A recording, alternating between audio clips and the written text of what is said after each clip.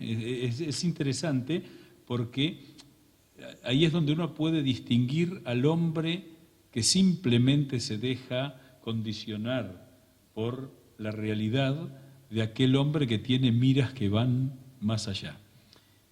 Benjamín Victorica, lo acompaña. Victorica es uno de los grandes argentinos olvidados, un personaje realmente interesantísimo, el general doctor, que es quien, siendo ministro de Guerra y Marina de Roca, establece los escalafones. Y es la primera vez en la historia argentina que la Marina se convierte en un organismo que no tiene relación con el ejército. En el simple detalle de armar los escalafones de la Marina y del ejército, se los separa. De hecho, una anécdota muy interesante es, si ustedes iban a Drogué en 1870, 1880, la estación se llamaba General Brown y el partido era el partido de General Brown. Y llegando al siglo XX dijeron, no, general confunde, pongámosle almirante. Porque era general de marina, coronel de marina, capitán de marina. Es interesante porque ese pequeño hecho, no tan pequeño, que fue darle orden al escalafón militar, como dato, todavía la policía de la provincia de Buenos Aires no tiene escalafón. Y viendo los resultados, para algo deben servir los escalafones, pero no vamos a entrar en eso. Pero fíjense que ese sencillo acto administrativo le da consistencia a la Marina de Guerra. A partir de ese momento empieza todo un desarrollo vinculado a lo que Roca tuvo claro como presidente argentino y como gobernante. José Arce decía que Roca era la personalidad más importante de 3 décadas, 1880 a 1910. Y es bastante razonable, con una gran ventaja. Roca es de los grandes políticos argentinos, de los grandes líderes políticos argentinos, el único que supo retirarse. Cuando le proponen ser presidente en el 10 dijo, hijito, no solo nosotros nos cansamos de gobernar, también los gobernados se cansan de nosotros. Y no fue por una tercera presidencia, que no le era fácil, pero que como desafío le hubiera resultado interesante. La cuestión es que aquí descubrí una frase de Roca en un discurso, fíjense que cuando Sarmiento crea el colegio militar y la escuela naval, claramente para él la escuela naval estaba subordinada al colegio. Es decir, en el mismo nombre que le da a las dos organizaciones educativas, marcaba una jerarquía que Roca equilibra en 1882 con los escalafones militares. Digo porque esto no es poco. En un discurso Roca dice, la Marina deberá ser autónoma o no será nada. Una frase de clara interpretación sanmartiniana, ¿no es cierto? Y entre 1880 y 1904, Roca logra que la Marina sea un par del ejército. Y entonces acá es donde se ve cómo una política llevada en trascendencia como política de Estado logra objetivos. Hoy casi parece una leyenda esto que yo estoy contando. Sin embargo, si uno va a la historia, piensen ustedes que en 1880 no tenía puerto Buenos Aires, la base naval de la flota argentina era el Zárate, y en 1904, que es cuando 24 años después termina su segunda presidencia Julio Argentino Roca, la Argentina poseía la base llamada en aquel tiempo el puerto militar, que era la base naval más importante de toda la región, no había ninguna otra marina capaz de incluir, de fondear toda su flota en una sola base naval que además era autosuficiente porque tenía dique de carena, tenía sus arsenales e incluso tenía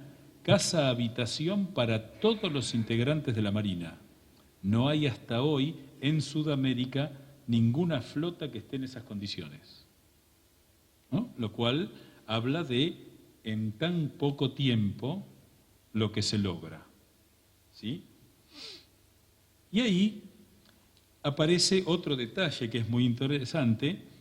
El 18 de enero de 1881 se crea la Jefatura del Estado Mayor Naval, que es el organismo del cual iba a depender la Marina, porque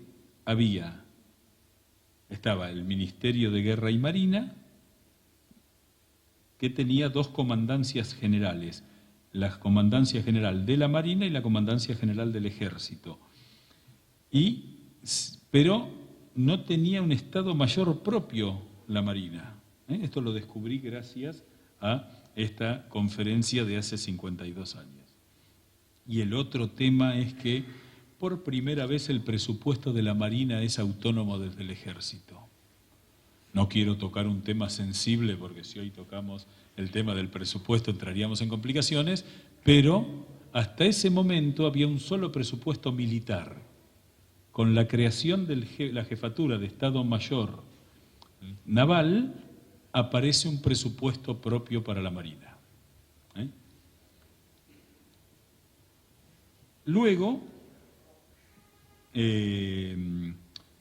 va a procederse a un cambio institucional muy importante que Roca prefigura en algunas cartas que escribe cuando, yendo en tren al Azul, para de ahí ir hasta Curamalal, que era donde estaba el campamento de las tropas rumbo a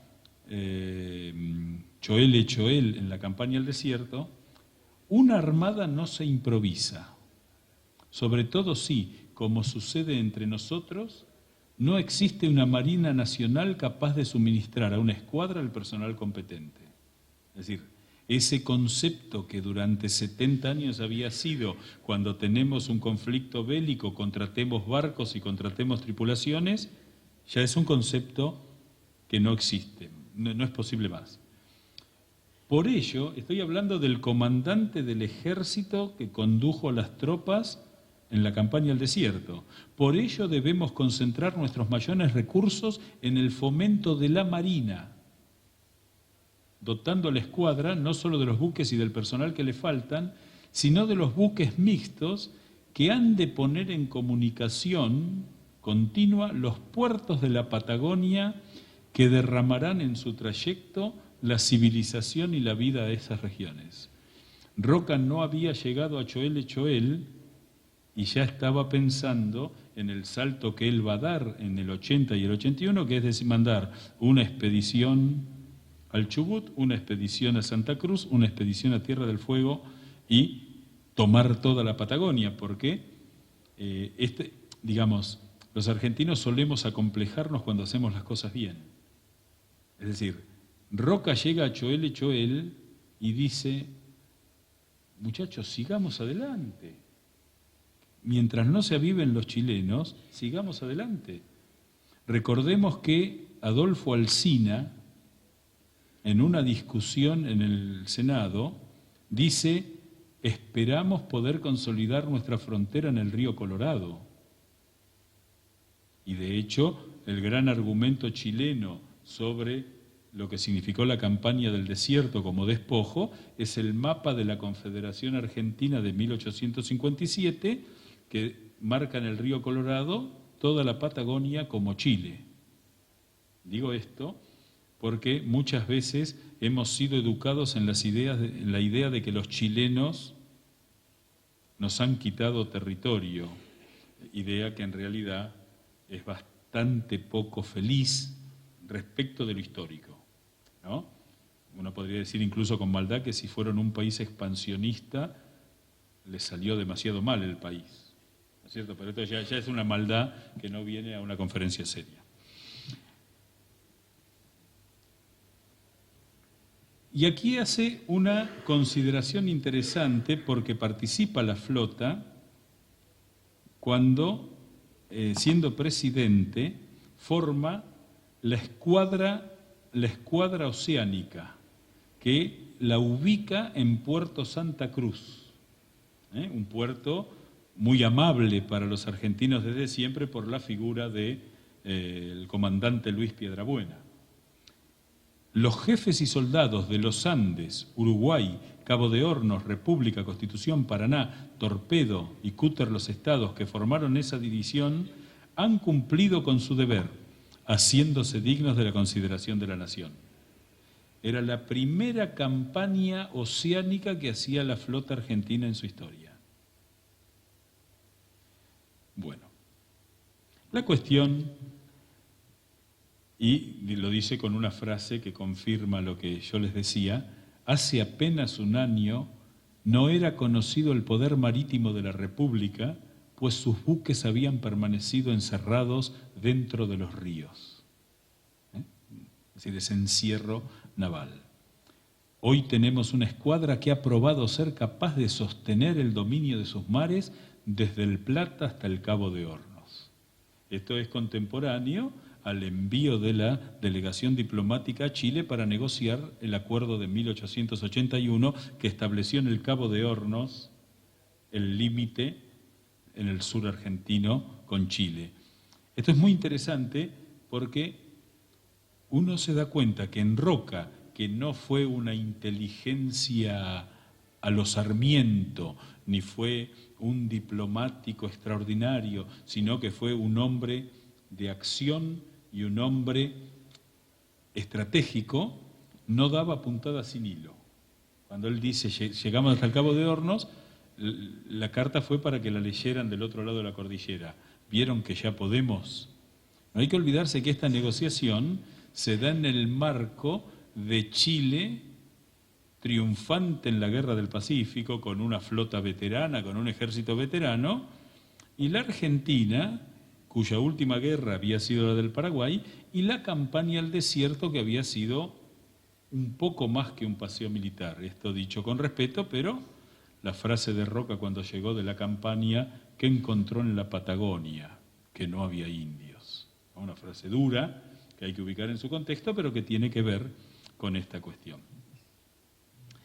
La cuestión es que las tres campañas, la del Chubut, la del Santa Cruz y la de Tierra del Fuego, ya son encabezadas por la Armada Argentina, por la Marina Nacional. Esto es un cambio sumamente interesante porque Roca hace paralelo al dominio del mar el dominio de la tierra. Y todo esto, digamos, encuentra en 1903 la cumbre cuando la Marina de Guerra es la que se hace cargo del rescate de la expedición de los suecos en la Antártida, y al regreso se toma posesión de la estación meteorológica de las Islas Órcadas, que hacen, o sea, ahí hay un dato que es muy importante y que no se destaca. Primero, que la Argentina es el país más antiguo en la Antártida, 40 años de ventaja sobre los Estados Unidos, y que eso es obra de la Marina de Guerra, ¿no es? Es decir, por supuesto como brazo ejecutor de una política del Estado Nacional, pero si no hubiera habido una Marina en condiciones de navegar la Patagonia y de navegar la Antártida, esto hubiera sido un sueño.